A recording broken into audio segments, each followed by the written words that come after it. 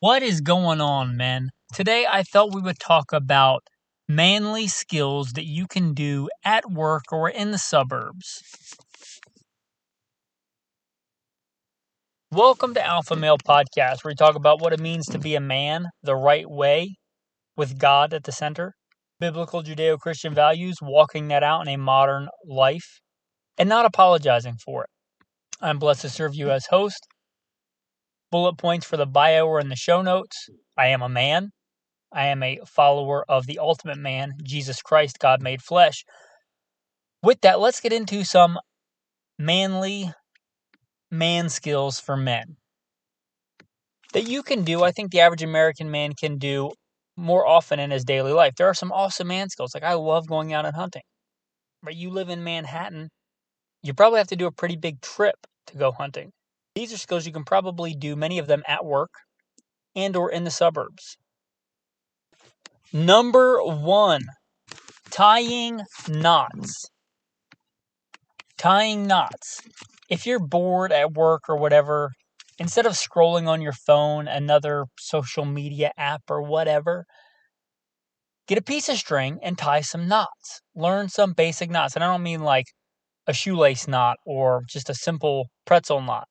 Learn how to tie some practical knots like a bowline, like a one-way slip knot, like a lashing technique, like a good way to splice two pieces of cordage, rope, string together. Some real good practical knots. Start with a bowline. If you don't know how to tie a bowline, spelled like bowline, used to tie bow lines, a bowline knot, that's a good place to start. But this is something you can do probably at work, certainly in the suburbs, and this is one that you can do with little alphas or young alphas. It's a good skill. I think a man should be able to tie some knots. Call me crazy. The next one, tracking.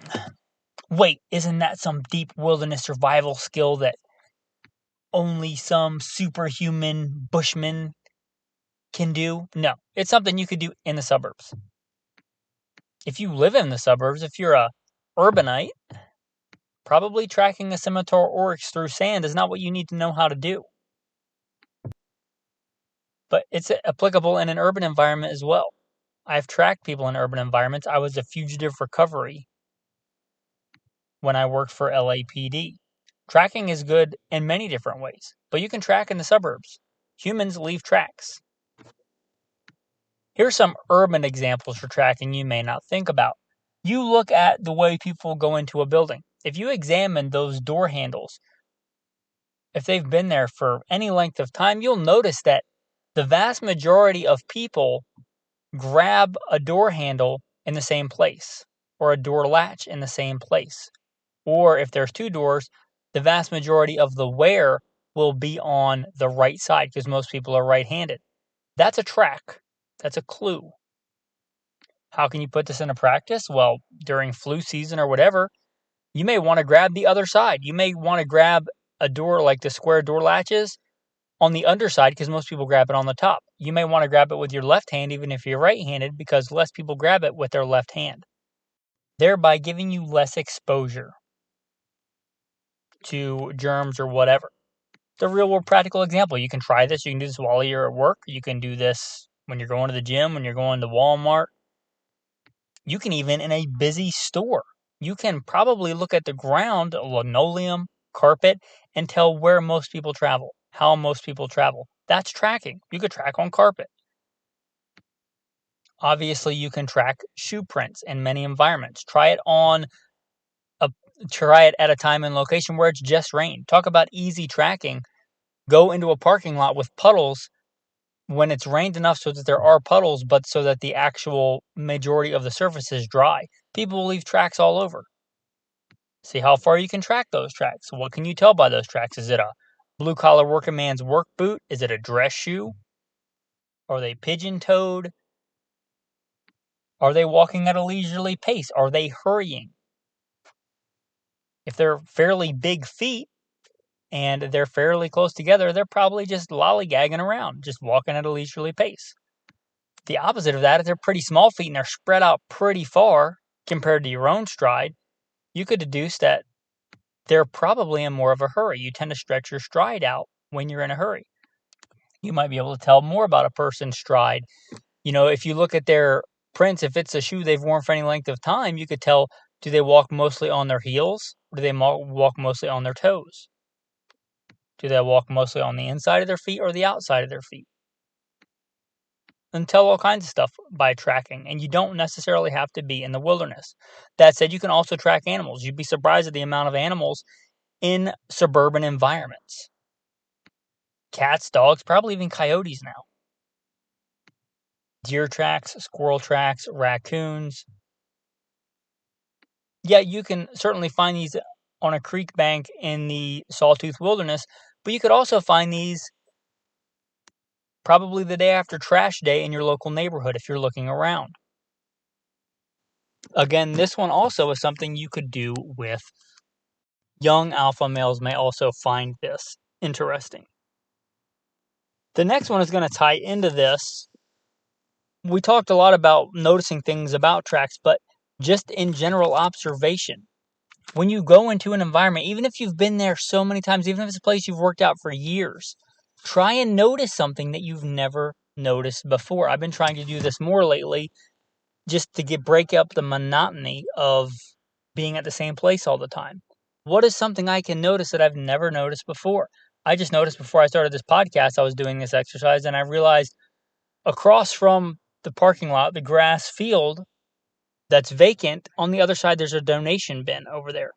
I'm sure it's been there a while. I've never noticed it. Some things you'll find useful, some things you won't, but at least you'll be noticing things. Pick your head up and look around instead of always being scrolling on your phone or whatever it is. But look around. Attention to detail. Situational awareness. That's a tactical term. If you want to sound super tactical. I've got my head on a swivel. Situational awareness. Or you could simply say, I'm paying attention to my surroundings. However you want to slice that. However you want to articulate that. If you want to sound super tactical or plain Jane. Pick your head up, look around, and notice new things that you wouldn't normally notice. This is a good life skill, whatever environment you're in. From the wilds of Alaska to the urban jungle of New Jersey, right? Doesn't matter. It's a good, useful skill all the time. I would submit in any environment. Situational awareness. Here's another one. We talk about at work, talk about in the suburbs. You probably drive to and from work unless you're blessed to work from home. But if not, if you work from home, then whenever you go somewhere that you routinely go, try to go a different route from time to time. Don't always take the same route. If you always use the navigation on your phone and it always takes you the quickest way on the freeway, maybe try other routes when you're not in a hurry. Not when you're late for work, obviously, but on days when you're not late for work, on days when it won't matter if you get home 15, 20 minutes later, take a different route. Do the thing we just talked about where you might notice something, oh, there's a warehouse there I didn't know about, or, there's something here that I've never noticed before, a business that I might want to support, or, oh, hey, there's a mosque here. Might want to take note of that. I never knew that. Whatever the case is, try alternate routes. Comes in practically if the freeway's shut down. You're like, oh, I can get off on this exit. I've been off on this exit before. I know that if I take Elm Street for, 3 miles, I can bypass a bunch of this traffic. And if I react quick enough, I'll get off and I won't be stuck until the next exit. It might take a half an hour because there's an accident. But many other things. Try alternate routes. Try different routes.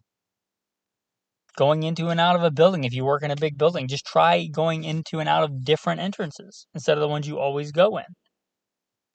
This may be something you want to practice, put into practice, trying different routes. Here is another one. I'm blessed to have been a lifelong hunter, and I've guided quite a bit. Been blessed to take many new hunters or less experienced hunters out. And one of the hardest things, or not hardest, but one of the most universal things that people struggle with is learning how to walk quietly. You don't have to be in the wilderness to do this. You can practice walking quietly. You can practice placing your feet down intentionally, picking a spot for your foot, and applying gentle pressure instead of just slamming your foot down. There's a time to move with a purpose and to run. There's also a very important skill in knowing how to walk quietly. And this doesn't just have to apply in the wilderness. You can do this in the suburbs. You can certainly do it, in a park or something like that with sticks and leaves, but you can also do it in many environments. You would be surprised how loud some people are just walking on a hardwood floor or on the linoleum. Without even trying, one comment I would often get when I was doing city work, private security contracting work, the commander of a tactical team, just being in areas with lots of people, and I would walk up and people would be like, "Man, you're quiet. Didn't even hear you." Not just now and then, but like a common occurrence. Just kind of my default.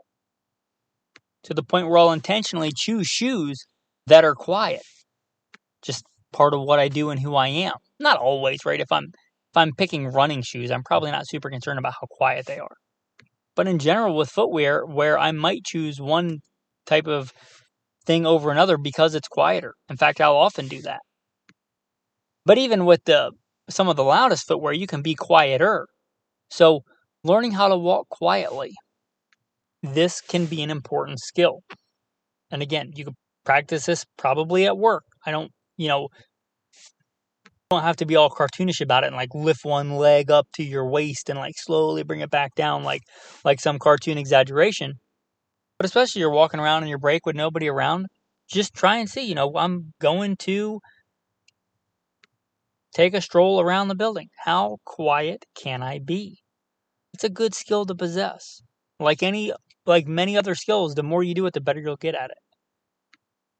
You do it enough, it will become second nature to where it might even become your default, where you're just quiet. Maybe be a little bit less concerned, young men, about swagger and be more concerned about stealth. Here's one as a man. Knife sharpening. Sharpening knives is a skill that you can practice. Hopefully, if you're a man and you're listening to this, you have knives. You practice sharpening your knives. Don't just buy a new knife every time one gets dull. Practice sharpening a knife. You may or may not be able to practice this at work, depending on your work environment. But again, not everything has to be scrolling on your phone. If you've got some downtime, maybe grab some knives and practice sharpening them. Start on some fairly soft, generic steel knives and ones that are fairly inexpensive that you don't mind if you screw up. Heck, if you're that concerned about it, go to Dollar Tree, buy some knives and intentionally dull them and then sharpen them. But practice some knife sharpening. Knife sharpening is actually one of those things that can be quite frustrating and kind of hard to master, especially if one is very particular, snobbish about the kind, the angle, toothy, not toothy, polished, or you want to be able to shave with it. That could be quite a pain and quite the skill to master. So if you're looking for something a little bit challenging, not just being able to put an edge on a knife so you can cut through butter, but being able to put like a razor sharp edge on a knife is something you may want to look into. The next one, lock picking. Lock picking is important. In fact, I've been neglecting this because I haven't showed my wife this. My wife has been asking for me to show her how to do this, and I have yet to do it. We have like a whole kit. Like I don't generally use it, but I have this kit where it's like a lock that's clear that you can see the internals. It kind of helps new people learn how to pick locks. You don't need it. You can just get lock picks and practice. But I've been looking for that to teach my wife. It's an excuse. I should just pick a lock and show her how to pick it. Pick a lock and then pick the lock. But not for anything nefarious. Not because I'm trying to rob a bank. I'll give you an example. One of our old neighbors asked us to watch their daughter. I wouldn't say babysit. She's old enough to kind of watch herself, just to be there for the week while they were gone, so that if she needed something, we would be around, right? And we were all going somewhere together, my wife and I and the girl, and my wife, without thinking about it, shuts the house. Well, we don't have their house key, and she didn't have the house key. we were locked out of the house. Now we checked the other doors, the other windows. They were all locked. Well, I had lockpicks. It took me probably less than 2 minutes to get into their front door with lockpicks. Nothing nefarious. Nope. But being able to pick locks is a good skill for your own locks or a buddy's locks, or, you just lock the key inside the thing you're trying to get into. Things happen. Being able to pick locks. This is something you can probably practice at work, if not just when you're doing your general job, when you're on a break. Just instead of, again, doing something electronic, maybe get a hard skill and just get locks and a lockpick and just practice picking locks. You'd be amazed at how easy it is. I talked about how challenging it can be to learn how to sharpen a knife well. Picking most locks is, once you get it, it's like scary easy how easy it is to get into a lock. Lock picking, a good skill to have, just for general life purposes, not for pulling a bank job. Here is another one. Reading a map. I probably should have mentioned this when I talked about alternate routes, but being able to read a paper map. Like, that may sound easy for those of us that are older, or for those of us that, were in the military and did orienteering. But many people growing up today may have never actually used a paper map. And I'm not talking, you could start with, like, if people still go to malls, like if you go to the mall and they have like that schematic of where the stores are, sure, start there. But like, get an actual topographical map, a land survey map, a USGS, US Geological Survey map, and figure out how to read it. Maybe take time just getting acquainted with it. What's the legend? How do you use the legend? How do I use the scale? How do I, a real basic one that gets a lot of people messed up, which sounds rudimentary, and it is, but if you don't know, turning the map, not so that north is going away from you up the way most people would do it, but turn the north arrow on the map in the orientation that the landscape is oriented, if you're on the landscape. So if you're looking south, turn the map around so that the map in front of you, south is the same way that it is in real life. Orienting the map. Learning how to read topo lines, closer together, farther apart. What does that mean? Planning a route. This is something that you can do. Now, you should put it into practice probably outside somewhere, but the basics of map reading you can probably figure out at a desk. I'm old enough that when I went to work for L.A.P.D, we still had to use a Thomas guide, which is literally a book of maps of the city. If that sounds complicated and a pain in the butt, it sure was. But that's the way it was done. That's the way it had been done for a long time. If you had to find, let's say, Elm Street, you would look up Elm in the streets index, and it would give you a grid of the squares that it was in, and you would go and find it, and then you would look at the 100 block.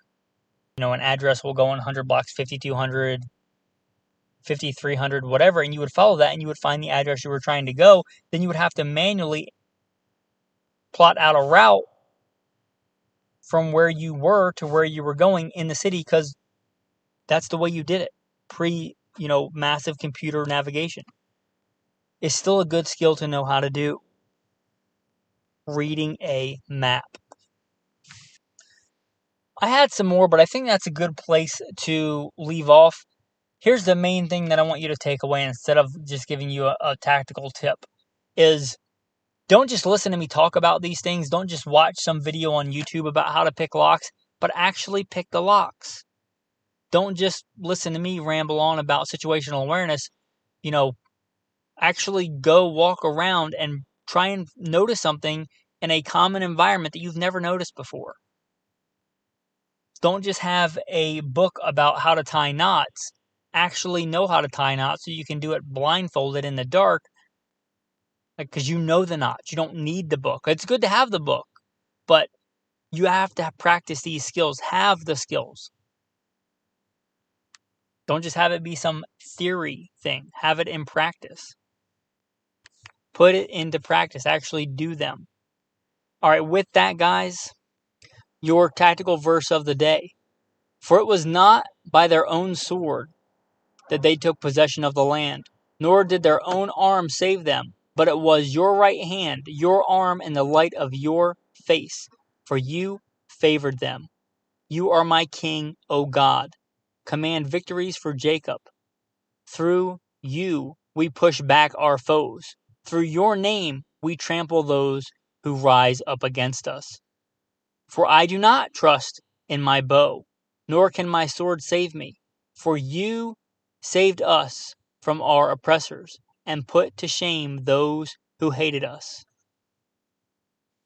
Thanks for listening, and have a blessed day.